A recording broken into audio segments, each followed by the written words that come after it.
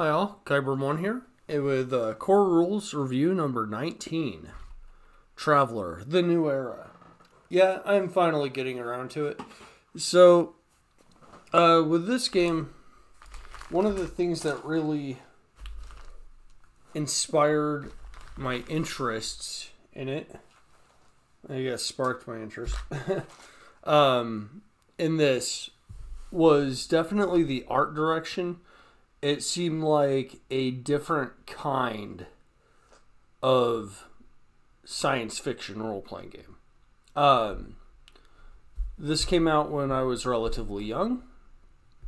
I didn't acquire this until I was maybe 25. But, yeah, this definitely has that aesthetic you would see in like the 1970s science fiction books, but with far more advanced aesthetics. Like, the art quality was based on the technology of the time, but back here, you could see this, like, 1970s aesthetic. 93, yeah. So,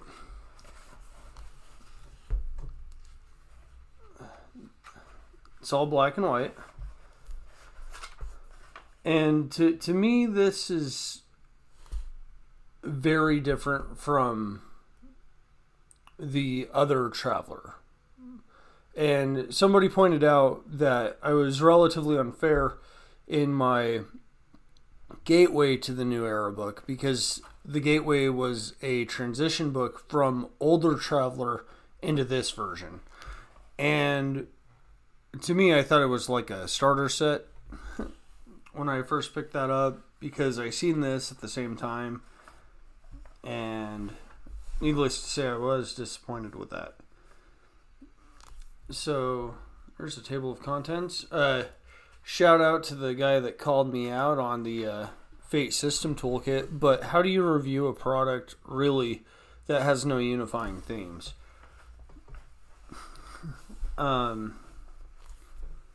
It's harder to do than you guys think.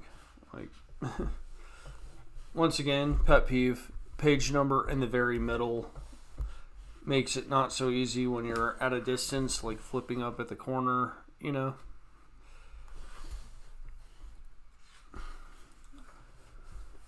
So there's a bunch of history here, and honestly, it kind of reminds me a little bit of the Phantasy Star series, because how it talks about humans spreading out and stuff, and there being a lot of new stuff. And I would say it was Phantasy Star 2 and 4 that really got me into this post-Earth sort of genre. Like, absolutely fantastic games. And you see a bunch of weird alien creatures there. Alright. Map of charted space.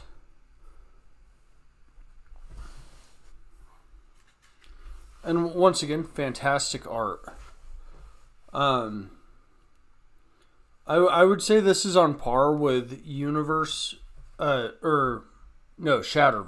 Sorry, not Universe.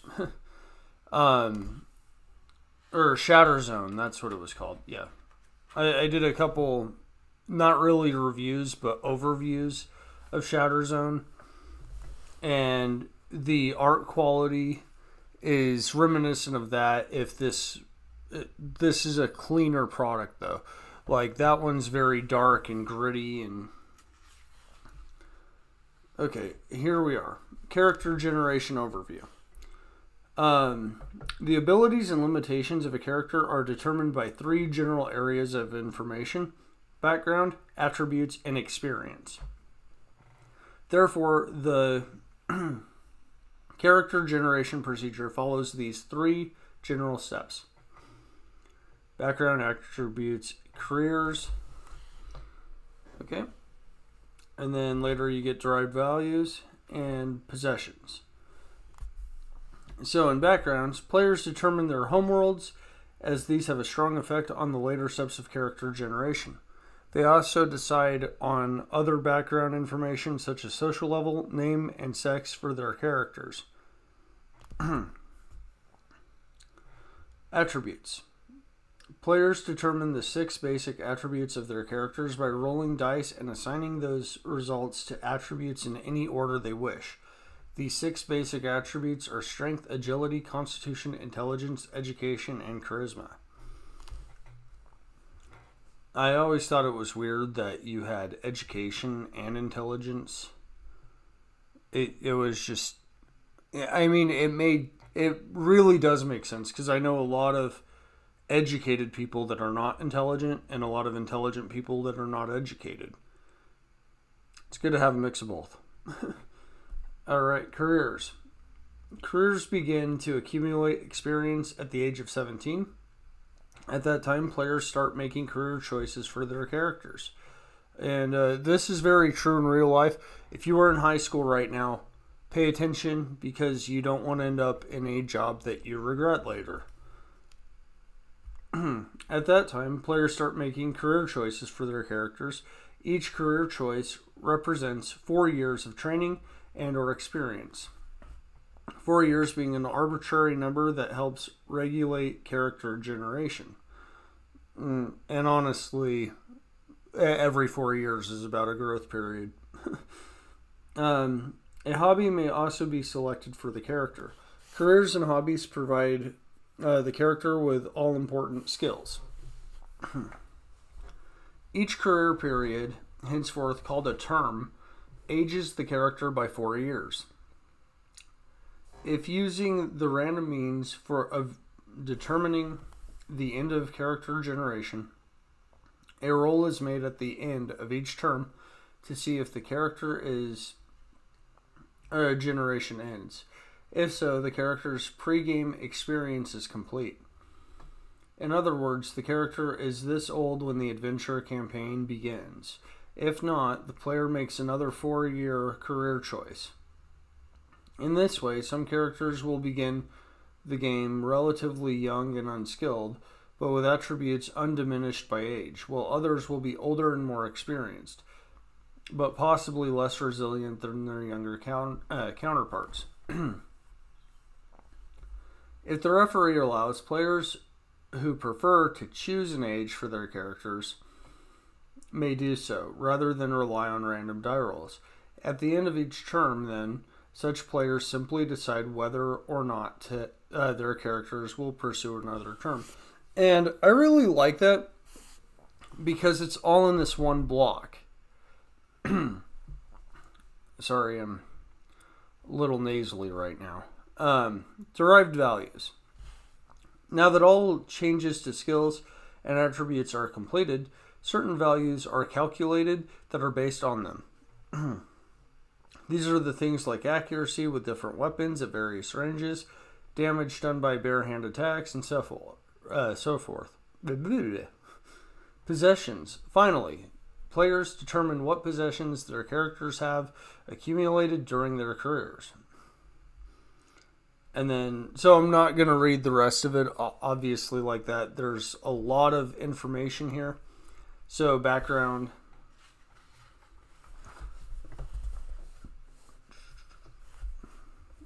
Okay, homeworld. And then you have your homeworld generation table. And I really like how, even though this is black and white, they really figured out how to isolate this in a way. And I'm not sure how this the armored personnel carrier really fits into that effectively, or how it seals. Good art though. So yeah, there's a lot of stuff for homeworld generation.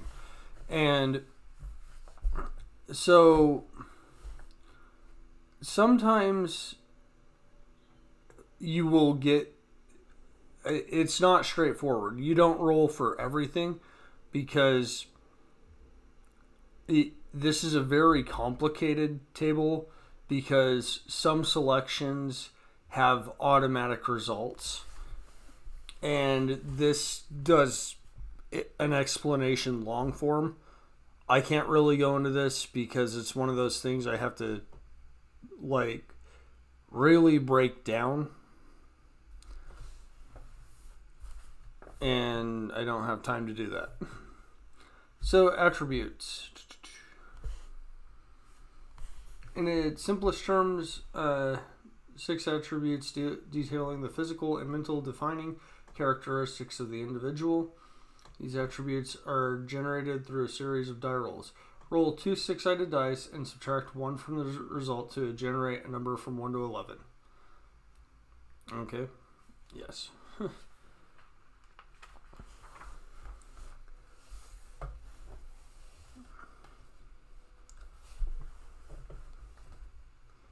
All right.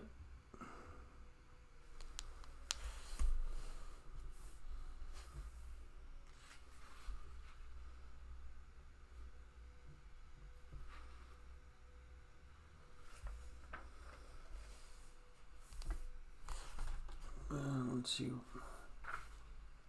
Oh yeah, and then this is your universal personality profile, and there's even a psionics attribute, and your social standing. So other characteristics. Psionics. There is an addition to the main 6 attributes, a 7th that most characters is at a 0. This is psionics, obviously. Yeah, okay. So basically, there's special rules for psionics, and we might get into that. Social standing. Roll 2d6 and subtract 1 to determine social standing, abbreviated as SOC, on the character's homeworld. This is a measurement of accomplishment and power of the character's parents or guardians.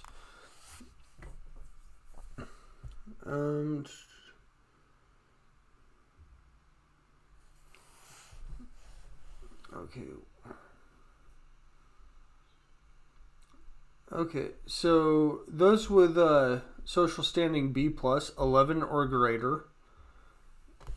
And I really wish they would tell you your role according to this, because they don't have the roll numbers on here. They have the roll numbers in the text. So it's kind of an annoying book to go through. They could have definitely spent about an hour on each section to really flesh it out way better.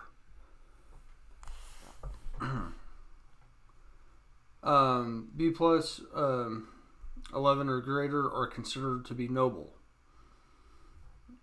Knights. A knight, social standing B. Sir or dame. Baron, social standing C. Which this is not according to medieval ranking at all, by the way. Marquis. Social standing D. Duke, social standing F.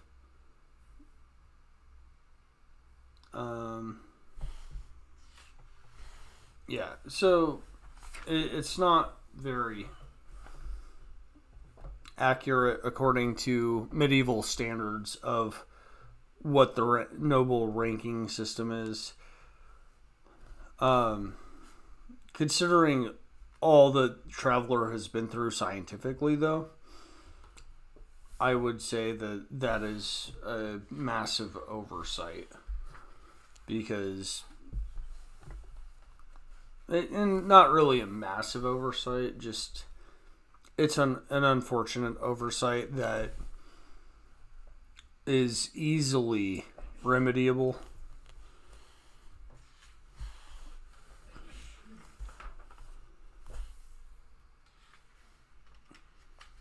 Okay. So skills. Characters obtain 2 different types of skills. Initial skills and acquired skills. To obtain is to acquire, correct? So I think there could have been something like they could have divided it between background skills and career skills or term skills or some other way of wording that. So you have skill clusters.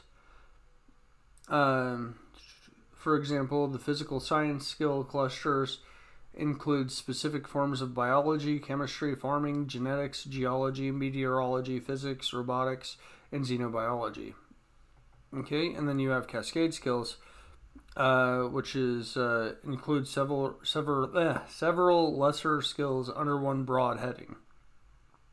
Examples of cascade skills are pilot, which includes airship, fixed wings, rotary wing, like a helicopter, glider, and interface grav, and slug weapon, which slug pistol and slug rifle skills.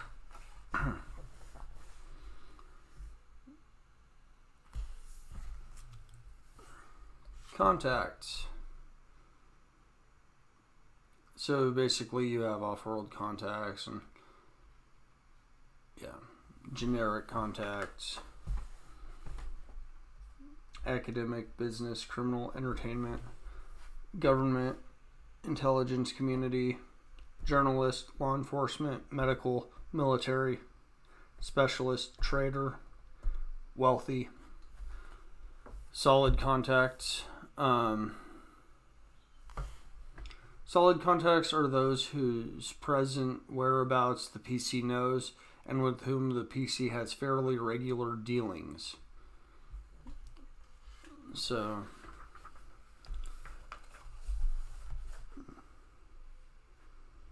and then you have the effects of age, but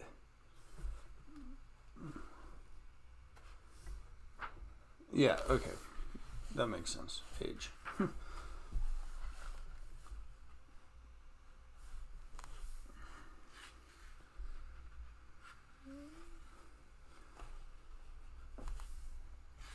Alright, let's keep going because character generation takes a bit.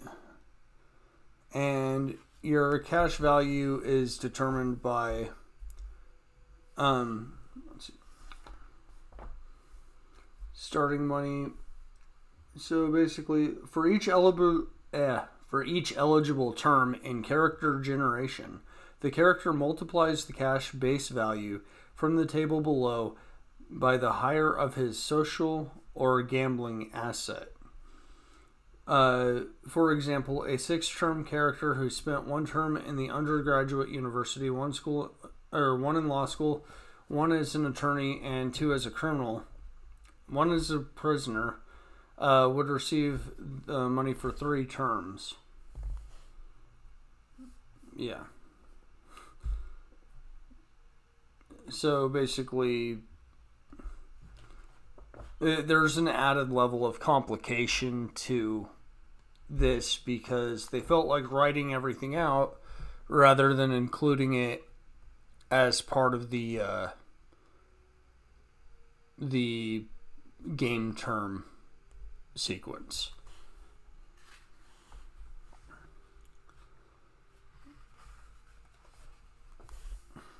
And then you have starship tables and ship type tables. Oh. And this is not like to stay open at all because it's this type of glued binding. Now you have career list. And some have prerequisites. And then you get contacts. Now, I really like the layout for this because you have your bold sections like medical school, prerequisites, skills, contacts, and other effects. To me, that's an excellent layout for what you get. Of course, they should kind of they should have included the financial information in here, because obviously, according to our current standards of society, your economics is directly related to your profession, which is a good thing.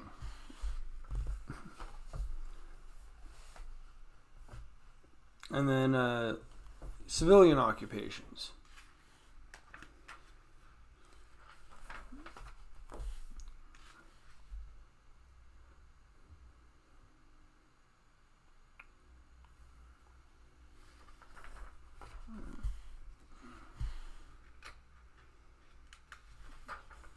And you gotta like how they do these broad overviews of what a character might look like.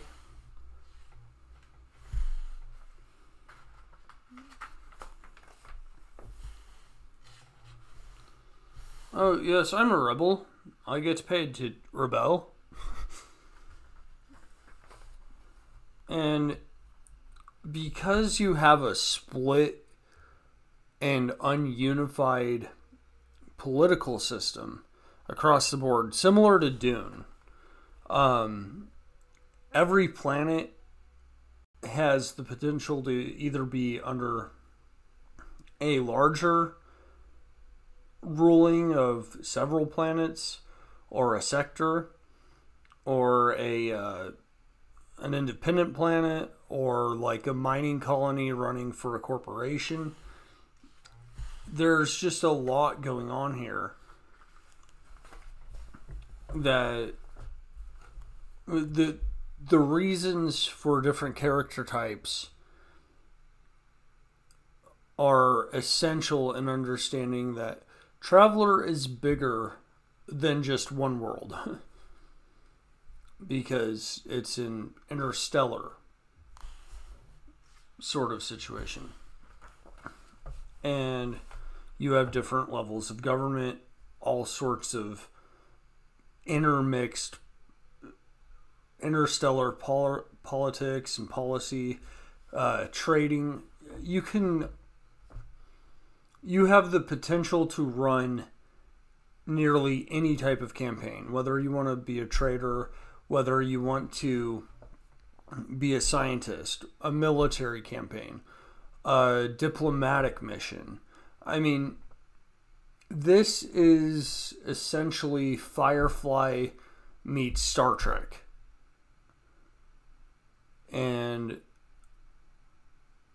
that right there is the sweet spot, I think. Because you're not worried about a whole lot of mysticism or anything. And really, it's choice determinant. And the sorts of actions your characters take have a tiny bit of pull in the overall scene.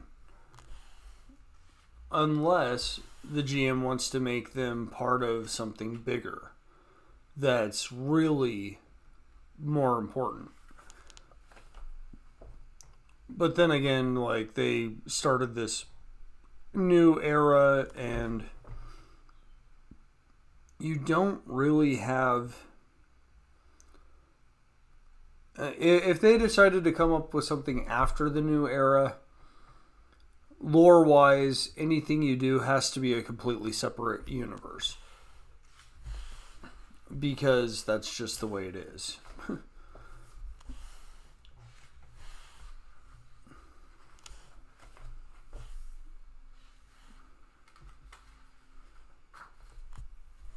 This guy looks like a 1960s cartoon villain.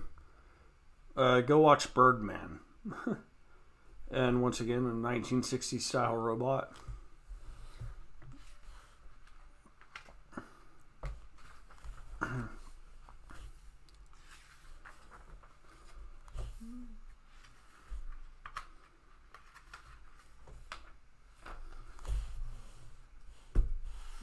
Look at that beautiful art. Alright. And then it's going into a lot of the lore here.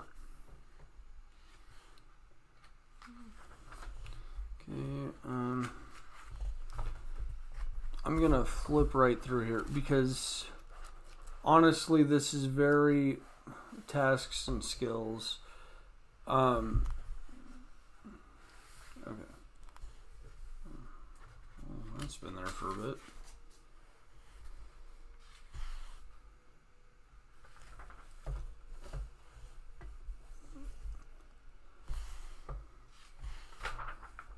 Okay.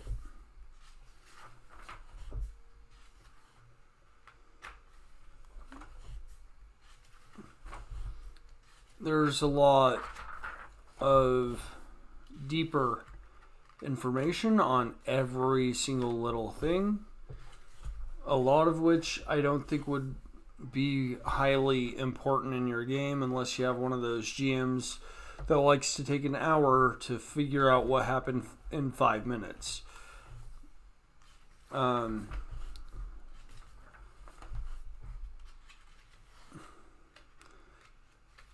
In some ways, this kind of reminds me of Shadowrun because it just you end up in seedy situations that aren't really favorable. And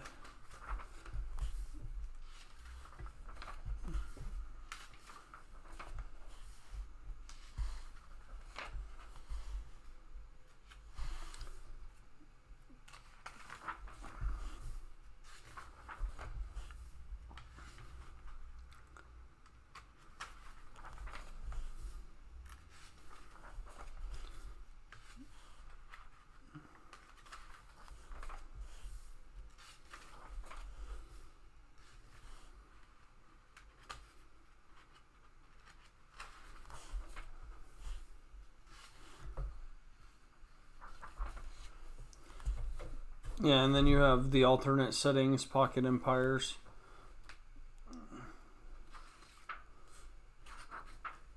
Worlds and travel. Subsector within a subsector.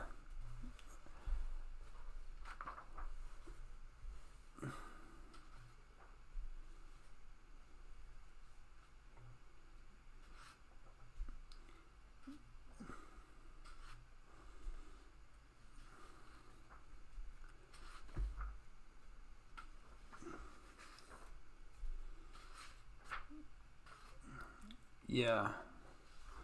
So there's rules for foraging and unusual plants and that sort of thing. There's just a lot to this book, and I think it would have been easier if they had done the pamphlet style for this version, because trying to run a game with this much content for somebody just entering, you definitely want to, if you want to play this game, I would recommend finding a GM that knows this game. And it's probably somebody familiar with Base Traveler and then upgrading to this, because there's just a lot of cool ideas here, but for whatever reason I have trouble breaking down science fiction, because in fantasy anything is possible, but science fiction requires that level of, is this believable?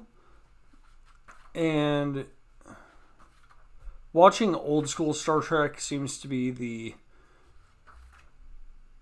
a heavy influence on this. And that's a good thing, because you had so many different worlds and encounters, so many characters with different abilities.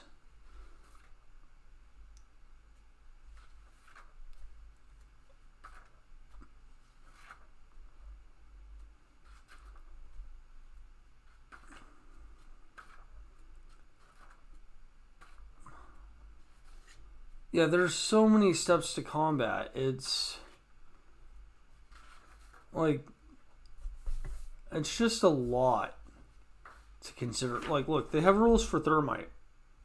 2d6, I don't think most people survive thermite.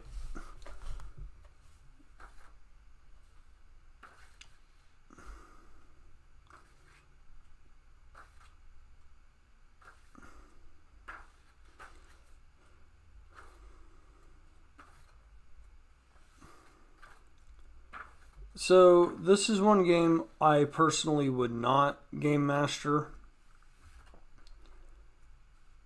It is a game that I would be happy to play in, but I don't have the patience for this system.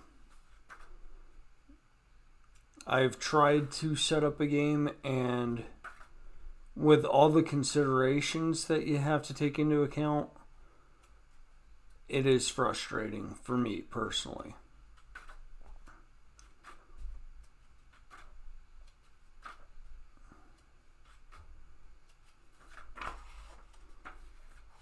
And that being said, I'm more of a narrative reinforces the rules. And this is science fiction role playing. I mean, to me, has always seemed to be more of the rules must reinforce the narrative, which means that you have to have a firm understanding of the rules, and therefore those rules have an unlimited reinforcement of the narrative.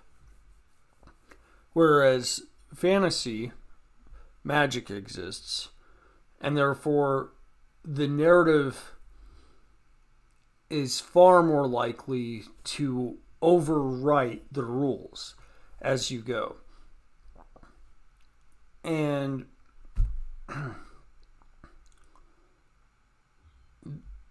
you really need a solid judge or referee style of play for a Traveler for that reason. And I do not qualify for that science fiction setting. But this is an amazing product. It definitely has a lot of value for inspiration. I like how the careers are broken down. I like how there's planetary generation. I like how you have a huge amount of lore in here, because Traveler of the New Era was a new era, and this is technically the latest in the timeline, according to what I found out from somebody commenting on my review of Gateway to the New Era. And to me, it's a good, solid product that you will definitely find inspiration in. And like Universe, this is not for everybody. Unlike Universe, this is a lot easier to read. Alright. So, like, comment, subscribe. Carbon 1 out.